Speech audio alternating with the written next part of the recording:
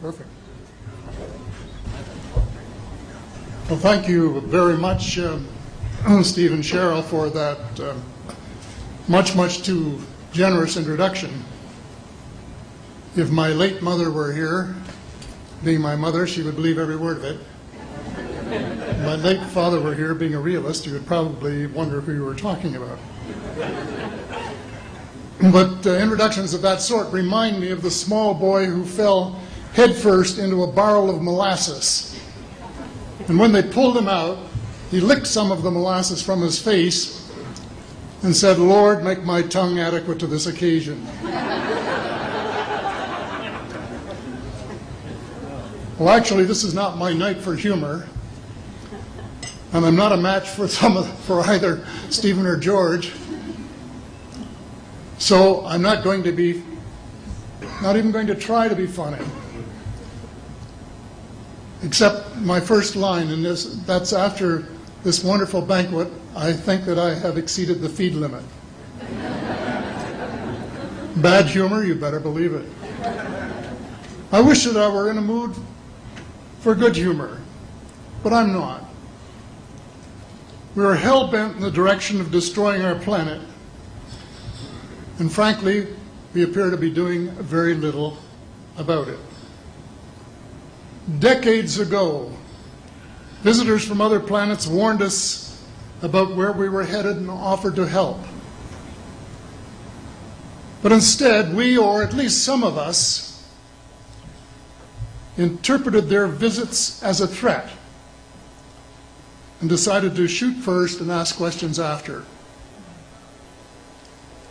The inevitable result was that some of our planes were lost, but how many were due to retaliation and how many were as a result of our own stupidity is a moot point. Wilbert Smith, one of the first Canadians to take an active interest in the subject of UFOs, asked the visitors about the accidental destruction of our aircraft by flying into the vicinity of a flying saucer. The response, and this is Wilbur's words, "We were informed that although a few of our aircraft had come to an unfortunate end by what they considered the colossal stupidity of our pilots, they were now taking corrective measures to avoid our aircraft." I asked them, and this is still Smith, I asked them what happened, and they said, "Well, the fields around the saucers, in order to hold them up, in order to produce the gravity differential, the time field differentials which were necessary to operate the ship. These sometimes produced field combinations which reduced the strength of materials to the point where they were no longer strong enough to carry the loads that the materials were expected to carry." Now, as we know, aircraft, particularly the military type, are built with a rather small factor of safety. And in these regions of reduced binding, the materials are no longer strong enough to carry the load, and the craft simply comes apart. When I read that, I was reminded of the late, great soprano Lily Pons, who used to smash crystal goblets with her high C. She would direct the sound at them, and something in the sound waves would change the structure of the glass, and it would fly apart. Well, this didn't satisfy our military chiefs, who must have thought that it was more important to secure American nuclear superiority, even though using it would result in the annihilation of us all, than to take the hint and start moving the planet back from the brink of global disaster. They, the military, must have been and still are so paranoid that they feel it necessary to use the visitors' technology to fight them off, rather than welcome them as partners in development, though they may have seconded a few renegades to assist them in what can best be viewed as diabolical developments.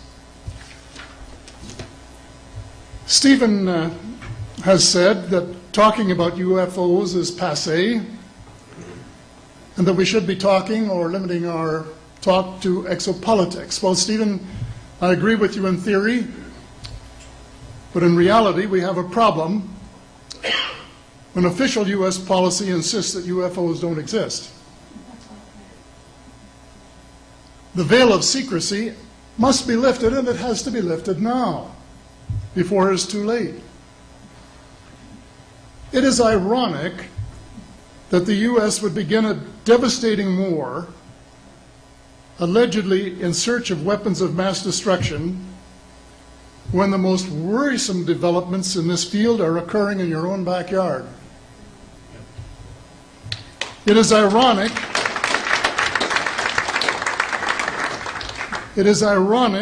that the U.S. should be fighting monstrously expensive wars in Iraq and Afghanistan, allegedly to bring democracy to those two countries, when it itself can no longer legitimately claim to be called a democracy, when trillions, and I mean thousands of billions of dollars, have been spent on projects about which both the Congress and the Commander-in-Chief have been kept deliberately in the dark.